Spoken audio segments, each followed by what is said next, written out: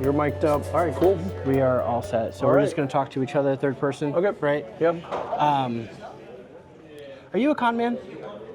I am a con man. I'm a con man. I need to know. Yeah, I know. You come in here. Yes. You come in here everywhere. Yes. No. I mean, my definition of con man is a guy who goes to Comic-Cons. My definition of con man is not a guy who tricks people into giving them their money. No, although some may see that as the case.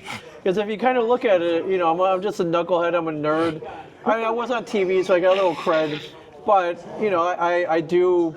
Let me tell you a story. You know, people do give me money for selfies and an autograph, which you know is how things work these days. Yes. However, I remember I want to say maybe 15, 20 years ago, I was at a con and I saw Virgil from the WWF. Oh my God, I got a story, but go ahead. You tell me, I'll tell you yours, you tell me mine. You know, I'm like, what's Virgil doing? He was a $1 Million Man's valet, big deal. He didn't really wrestle.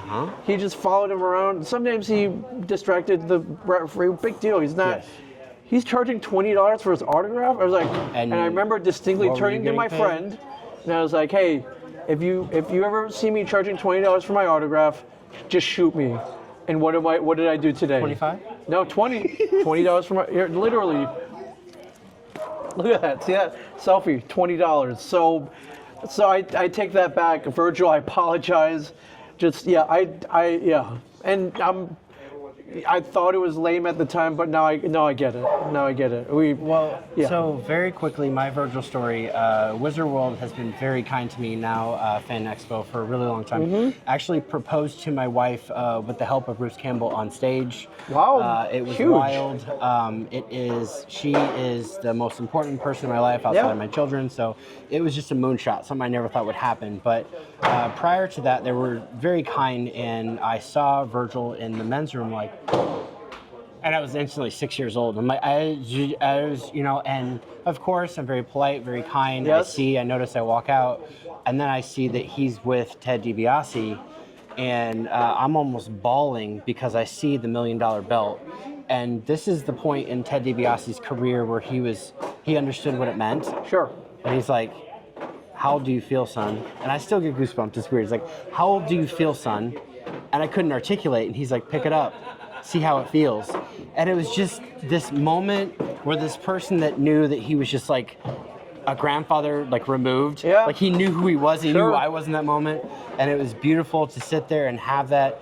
And oh, you held the belt. Yes. That's awesome. Yeah, it was. That's cool. See how it feels, hold it. Now, I know that there's a lot of stuff that came out for people doing this and people doing that, and I'm not discrediting any of the progress that they made or didn't make. What I'm saying is they got it. They understood it at this point. Right. I also have one other quick...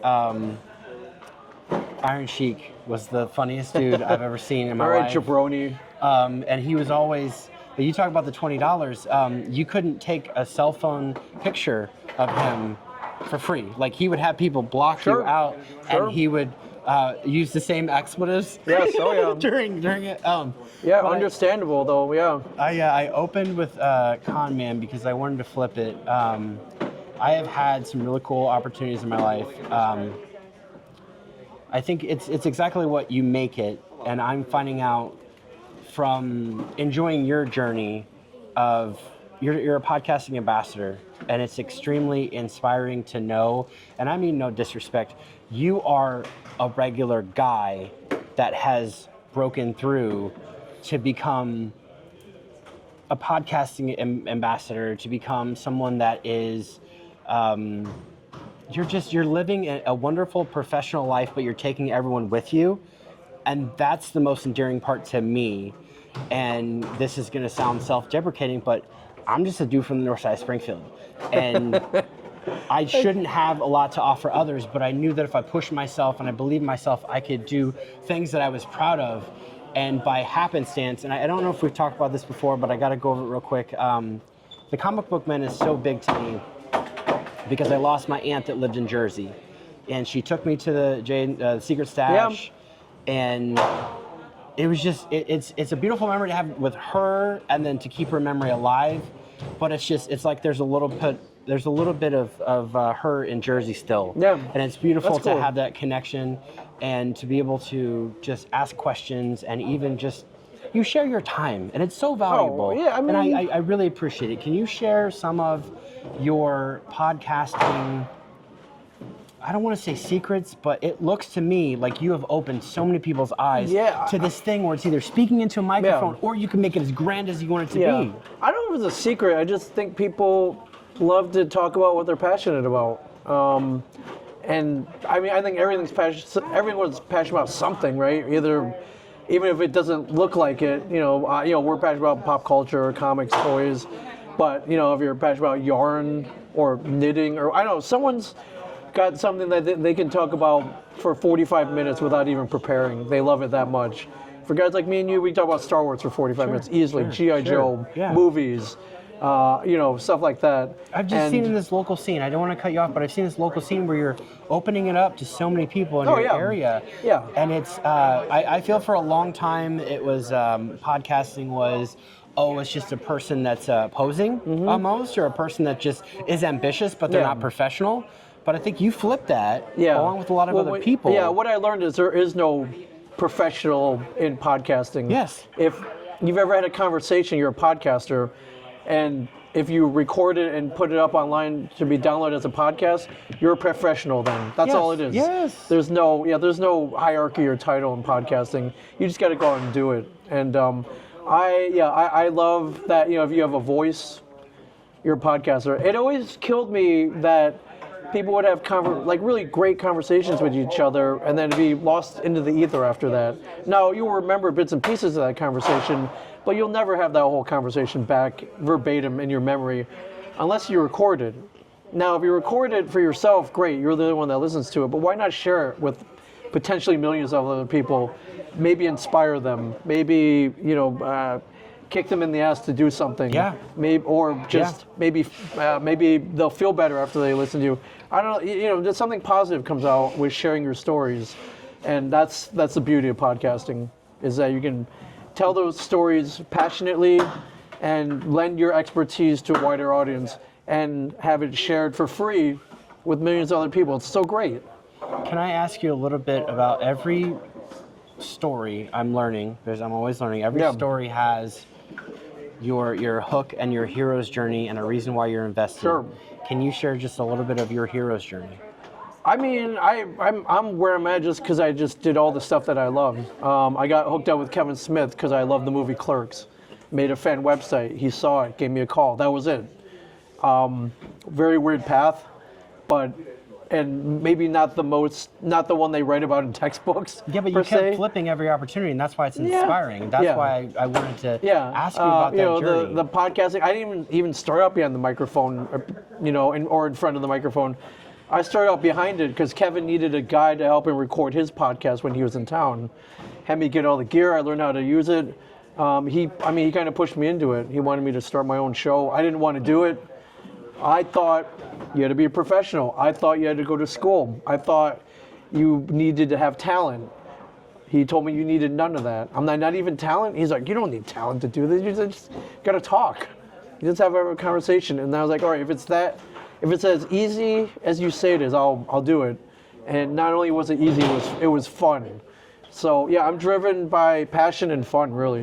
That's pretty much it, simple. Were there any gatekeepers that you saw before, I guess, Kevin gave you this creative license?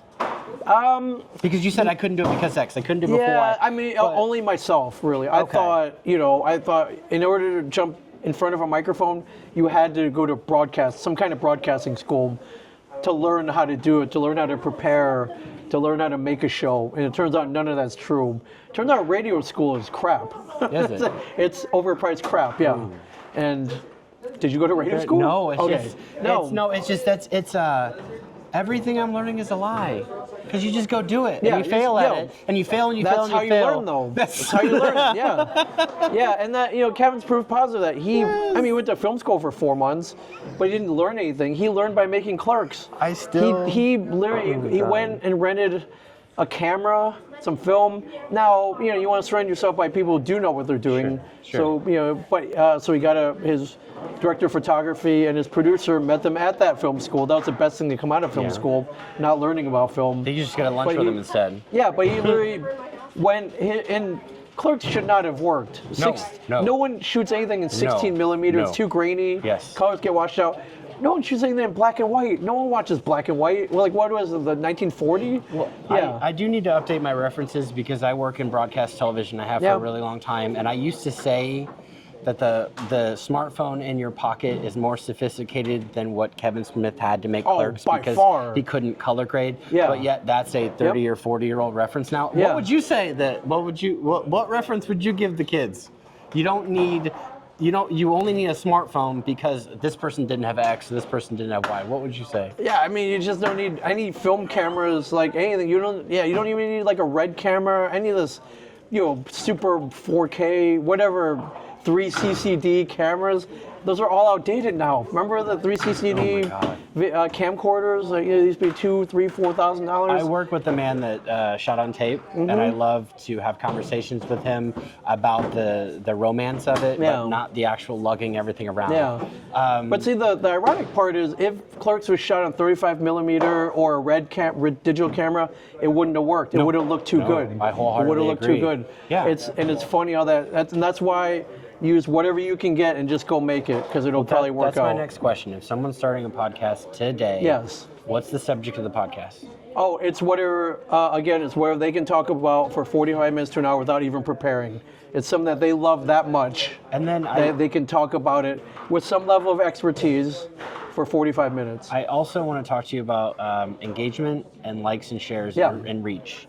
I stole this from every great person, and I've really been following a handful of people I believe in, including yourself. But Gary Vee said something that to me is absolutely brilliant. Yes. He's like, do you know what 10 likes actually looks like?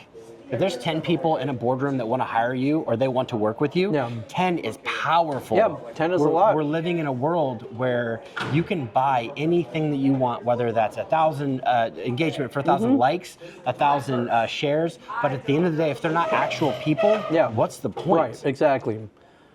When you make something, I don't put a lot of weight into thousands of likes or whatever. Well, I would rather have...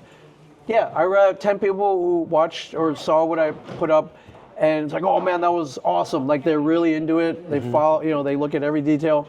Then 1,000 people who just kind of glanced at it for a little bit and hit that heart button. I've been having some creative challenges lately, and I started making short form videos, and I started making them for myself because I need something that's mine, something I can hold on to. And really the goal is to make one person that doesn't like their situation, their job, or their life better. Yeah. And it's beautiful to make these videos in my spare time and then post one up. I'll post it in the middle of the week or whatever. And I know personally, coming from places that I didn't want to be at, in the politest way possible, I was lucky to have the gigs that I had because I had no skills. I had no skills because I didn't apply myself. So I'm just like in this rut. But now, having a creative life, I can see those other people that might be having a couple things go on. If I can make one video that somebody texts me back and they're like, this is the funniest thing I saw all day, I have one. Oh, dude. I don't need any more than that. Yeah, for sure. And that's what I try to do here at conventions. If I can make one person happy a weekend, I'm happy with that. May I ask, where do you get your bandwidth? Because I see you go nonstop.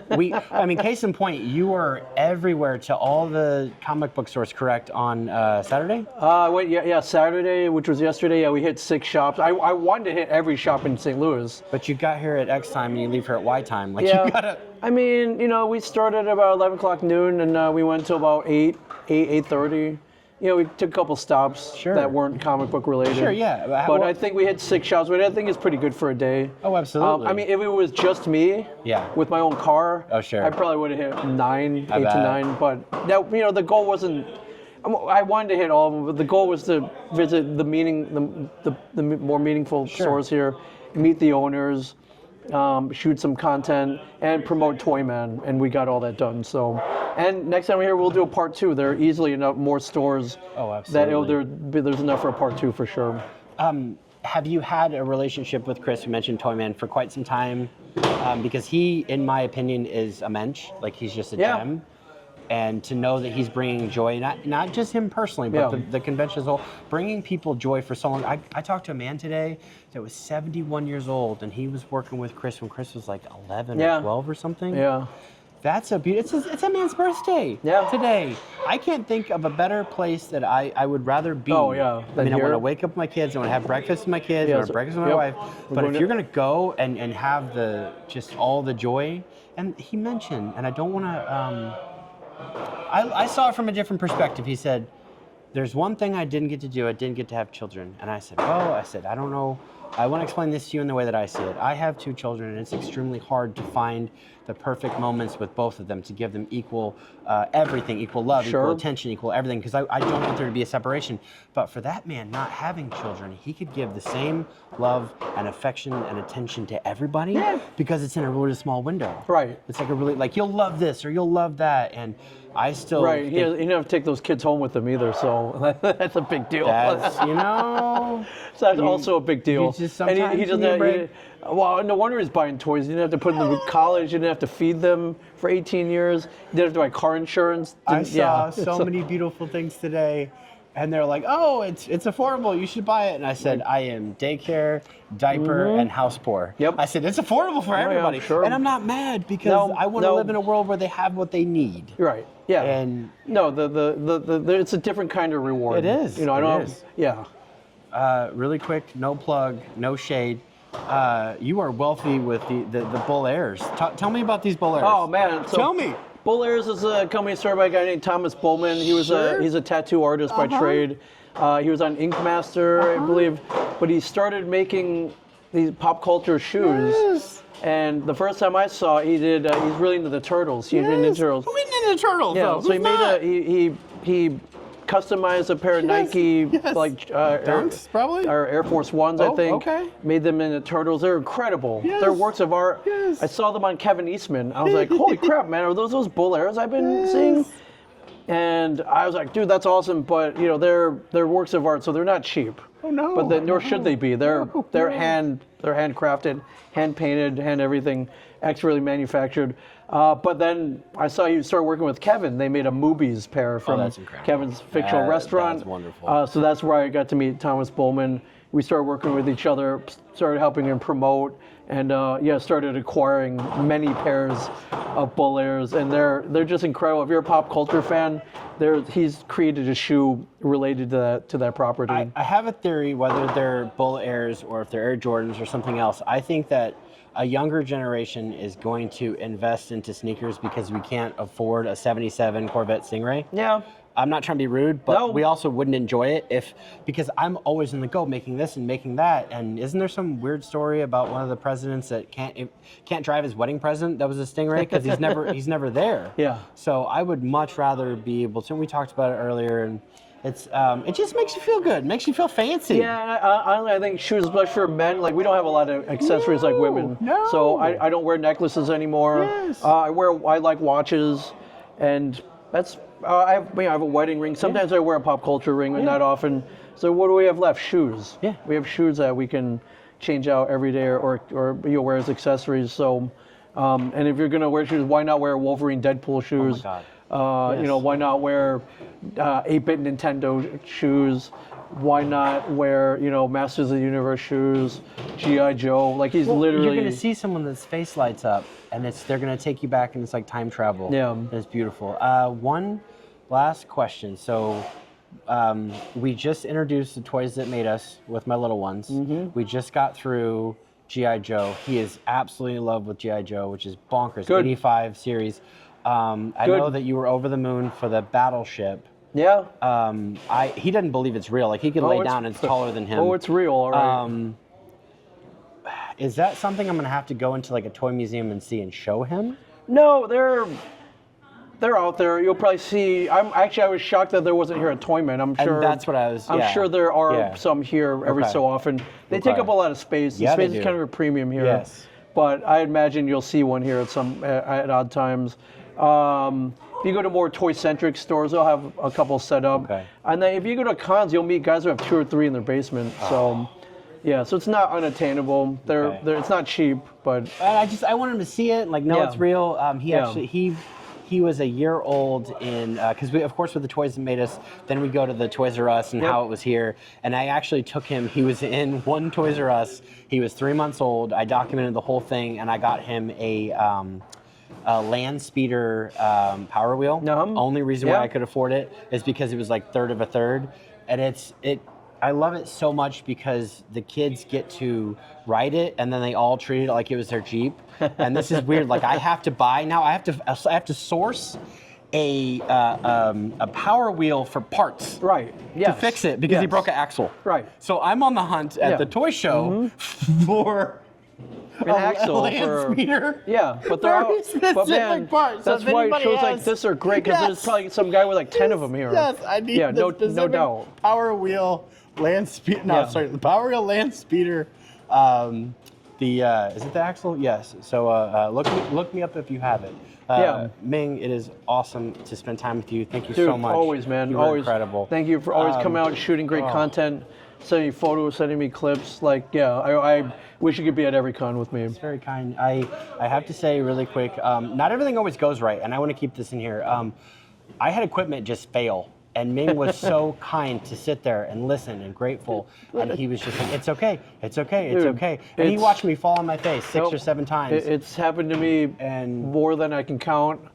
You bring backups, sometimes those don't work, but you figure it out, man. You figure it out. When's the next con that you're going to, is it Dragon Con?